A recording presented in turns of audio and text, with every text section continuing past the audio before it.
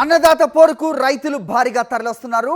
Urea కొరత, రైతు సమస్యలపై రైతులకు మద్దతుగా వైఎస్ఆర్సీపీ పోరుబాట చేపట్టింది. రైతులు వైఎస్ఆర్సీపీ నేతలను కట్టడి చేసేందుకు పోలీసులు ఆంక్షలు విధిస్తున్నారు. ఆంక్షలతో ఉద్యమాలను కట్టడి చేయలేరంటున్నారు రైతులు. ఆంక్షలను ఛేదించి ఆఫీసులకు తరలివస్తున్నారు. వివిధ మార్గాల్లో ఆర్డీఓ కార్యాలయాలకు చేరుకుంటున్నారు. ఇప్పటికే ఆర్డీఓ ఆఫీసుల సమీప ప్రాంతాలకు రైతులు చేరుకున్నారు. పండించిన పంటకు గిట్టుబాటు ధర లేక రైతులు కన్నీరు పెడుతున్నారు. ఉల్లి, టొమాటోకు గిట్టుబాటు ధర లేక అల్లాడుతున్నారు. కూటమి ప్రభుత్వం ఎన్ని కుట్రలు పన్నినా నిరసనలు చేస్తామంటున్నారు రైతులు. అరెస్టులు చేసిన రైతుల పక్షాన పోరాటం చేస్తామంటున్నారు వైఎస్ఆర్సీపీ నేతలు.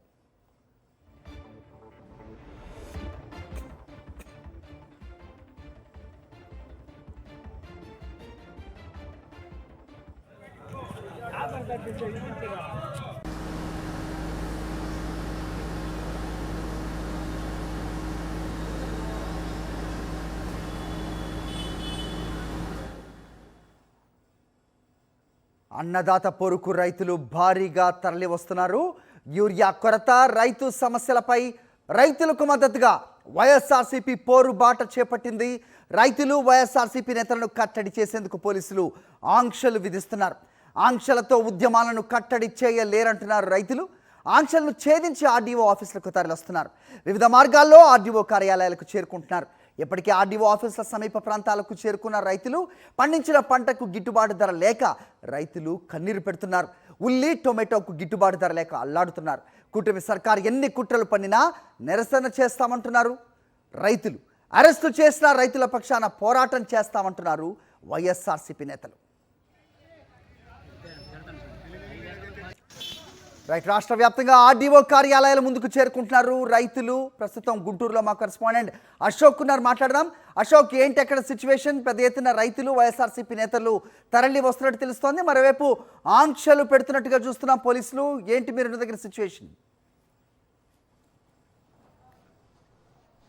ఉమ్మడి గుంటూరు జిల్లా వ్యాప్తంగా పూర్తి స్థాయిలో ఆంక్షలు పెడుతూ ఉన్నారు. ఇప్పటికే అటు పల్నాడు జిల్లా చూసుకుంటే గురజాల, నర్సరావుపేట, సత్తెనపల్లి, అలానే గుంటూరు, తెనాలి, బాపట్ల, రేపల్లె ఆర్డీఓ కార్యాలయం దగ్గరకు ఇప్పటికే రైతులు భారీ స్థాయిలో చేరుకుంటున్నారు. వైఎస్ఆర్ కాంగ్రెస్ పార్టీ నాయకుడు కూడా వెళ్తున్నారు. అయితే ఇదే నేపథ్యంలో అందరికీ నోటీసులు ఇస్తున్నారు. మనకి కొద్దిసేపటి క్రితం అంబటి రాంబాబు గారికి కూడా నోటీస్ ఇచ్చారు. సార్, ఎలా చూస్తారు ఈ వ్యవహారాన్ని?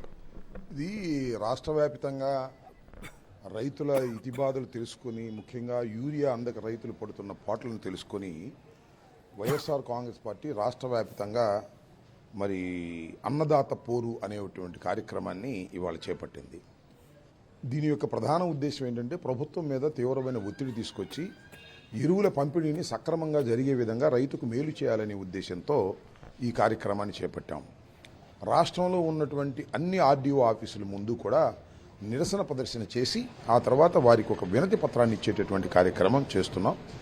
దీన్ని గత 10 రోజుల నుంచి కూడా మేము ప్రజలకు చెబుతున్నాం, కార్యకర్తలను సమీకరిస్తున్నాం, రైతుల్ని సమీకరిస్తున్నాం. పర్మిషన్ లెటర్స్ కూడా పెట్టాం. సడన్గా రాత్రి విచిత్రం ఏంటంటే 12:40 ప్రాంతంలో పోలీసులు వచ్చారు 2 వ్యానుల్లో మా ఇంటికి. అప్పుడు డోర్ కొట్టారు. డోర్ కొడితే ఇంట్లో ఉన్నటువంటి నా వైఫ్ కానీ నా గ్రాండ్ చిల్డ్రన్ కానీ చాలా భయపడిపోయారు. ఏంటి 12:40కి పోలీసులు రావటం ఏంటి అనేటువంటి ఉద్దేశంతో నన్ను లేపితే నేను లేచి బయటకు వచ్చి చూస్తే 2 వ్యాన్లలో పోలీసులు వచ్చారు. దేనికి వచ్చారు మీరు అని అంటే నోటీస్ ఇవ్వడానికి వచ్చామన్నారు.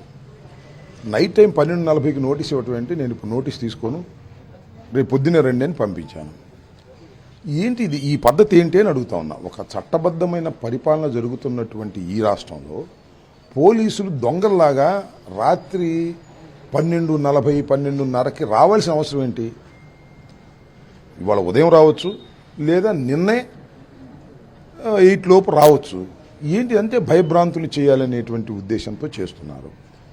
అన్నదాత కోసం మేము ఫైట్ చేస్తుంటే మెమోరాండం తీసుకోండి, నిరసన ప్రదర్శనని చేయనివ్వండి, అప్పుడు ప్రభుత్వానికి వాస్తవాలు తెలుస్తాయనేటువంటి ఉద్దేశం తప్ప మరొకటి కాదు. ఇక్కడేమి రాజకీయంగా దీనిలో లబ్ధి పొందటం కాదు ఇక్కడ.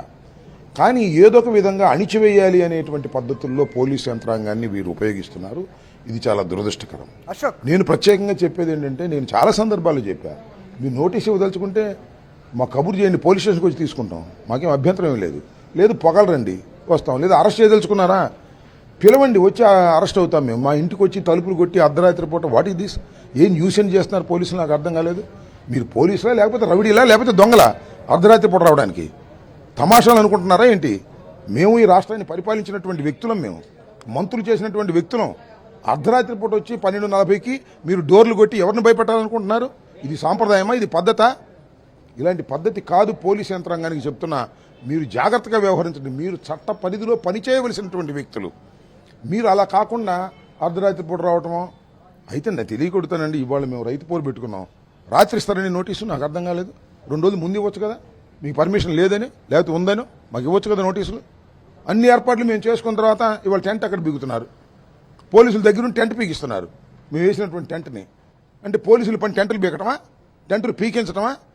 లా అండ్ ఆర్డర్ చేయడం. మేము ఒకవేళ ఏదైనా వైలేట్ చేస్తే ఈ register a case, we'll face in the court. అంతేగాని మేము వేస్తే టెంట్లు బీకటం, మా ఇంటి చుట్టూరా వచ్చి నోటీసులు తీసుకోమని రాత్రిపూట తలుపులు కొట్టడం, that is not the police department duty అనే విషయాన్ని ఇంకొకసారి దయచేసి మీరు తెలుసుకోండి.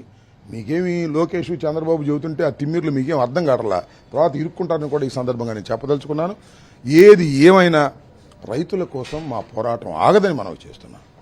మీరు రైతుల కోసం మేము పోరాటం చేస్తుంటే పోలీసులు వచ్చి మాకు అడ్డం పెడితే వాళ్ళతో పోరాటం చేయాల్సి ఉంటుంది. మాకు అనుమతిస్తే రైతు పోరాటం, అనుమతిస్తే అన్నదాత పోరాటం, లేకపోతే మీతో పోరాటం. ఇదే కదా మా పని. ఏంటి భయపడతామా? సమస్య పరిష్కారం కోసం మేము చేస్తున్నటువంటి ప్రయత్నం ఇది. చంద్రబాబు నాయుడు గారు వాళ్ళ పేపర్లో చూశాను, వాళ్ళ పేపర్లో కేంద్రం అడగంగానే ఎన్నో టన్నుల యూరియా ఇచ్చిందంట. మరి రైతు అడిగితే ఇవ్వేమయ్యా బాబు, నాకు ఇన్ని టన్నులు వస్తుంటే ఇవాళ వస్తుందంటే, ఇవాళ నేను చెప్తున్నా, ఇవాళ ఈ రైతు పోరు చెయ్యబట్టే, ఈ అన్నదాత పోరుకు మేము పిలుపునివ్వబట్టే చంద్రబాబు వెళ్ళి కేంద్ర ప్రభుత్వం దగ్గర ఒత్తిడి చేసి తీసుకొచ్చి దీనిపై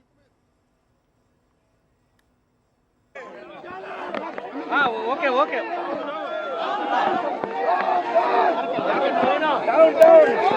మరి ప్రస్తుతం నందిగామలో ఉద్రిక్త పరిస్థితి నెలకొంది. అన్నదాత పోరుబాటుకు సంబంధించి ఇప్పటికే రాష్ట్ర వ్యాప్తంగా రైతుల తరపున పోరాటానికి వైఎస్ఆర్సీపీ పిలుపునిచ్చింది. అయితే ఎవరిని కూడా ఆందోళన చేయొద్దంటూ ఇప్పటికే ప్రభుత్వం ఆదేశాలు జారీ చేసింది. పోలీసులు చెప్తున్న పరిస్థితి ఎక్కడ మనతో పాటు అవినాష్ కూడా ఉన్నారు, ఆయనతో మాట్లాడదు. ఈ రోజు రైతుల కోసం వైఎస్ఆర్ కాంగ్రెస్ పార్టీ ఈరోజు పోలీసులు దౌర్జన్యంగా 15 మంది వెళ్ళాలి 10 మంది వెళ్ళాలని చెప్పని దౌర్జన్యంగా ఈరోజు రైతులుగా ఆపుతున్నారు. ఈ రోజు ఈ విధంగా దౌర్జన్యంగా చూసారా ఏ విధంగా ఆపుతున్నారో. మేము శాంతియుతంగా ర్యాలీ చేసుకుంటుంటే రైతులు యూరియా, కూటమి ప్రభుత్వం అసమర్థ పరిపాలనలో రైతులు యూరియా ఇవ్వలేక ఇచ్చేస్తే పోలీసులతో ఈరోజు మమ్మల్ని ఆపడం చూస్తున్నారు. అంతేగాని రైతులు న్యాయం చేయాలని చెప్పనే ఉద్దేశం లేకుండా ఈ విధంగా దౌర్జన్యంగా ఆపుతున్నారు. దీన్ని వైఎస్ఆర్ కాంగ్రెస్ పార్టీ తరఫున మేమందరం గారు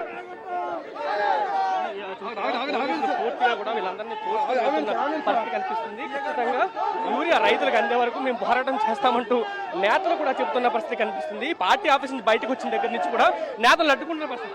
ఏం చెప్తారు? శాంతియుతంగా ప్రజల తరఫున పోరాడుతుంటే నిరంకుశంగా ఏ విధంగా చేస్తున్నారో చూస్తున్నాం. ఖచ్చితంగా దీన్ని ప్రజాస్వామ్యులందరూ ఖండించాలి. రైతుల సమస్యల పట్ల చిత్తశుద్ధి లేదు. ముఖ్యమంత్రులు ఎలాంటి పరిస్థితులను చూస్తున్నామో గమనించండి. వ్యవసాయం దండగన్న ముఖ్యమంత్రి పరిపాలన ఇది. చూస్తున్నాం పూర్తిగా పోలీసులు తోడ్చుకుంటూ నెట్టుకుంటూ వైసీపీ నేతలు ముందుకెళ్తున్న పరిస్థితి కనిపిస్తుంది. కానీ మొత్తం నాయకులందరినీ ఎక్కడికక్కడ అడ్డుకుంటున్న పరిస్థితి కనిపిస్తుంది. మనతో పాటు మాజీ ఎమ్మెల్యే మల్లాది ఉన్నారు. సార్ ఏం చెప్తారు? రైతులు రాష్ట్రంలో ఇబ్బంది పడతా ఉంటే యూరియా దొరక్క చెప్పులు పెట్టి ఉదయం నుంచి దారులు తీరుంటే రాష్ట్ర ప్రభుత్వం చంద్రబాబు నాయుడు గారు కేంద్రం నుంచి ఎందుకు యూరియా తీసుకులేకపోతున్నారో సమాధానం చెప్పాలి. ప్రజలకు క్షమాపణ చెప్పాలి. ఈరోజు రాష్ట్రంలో పండించేటటువంటి పంటలకి గిట్టుబాటు ధర లేదు, యూరియా లేదు, అలాగే ఇన్పుట్ సబ్సిడీ లేదు.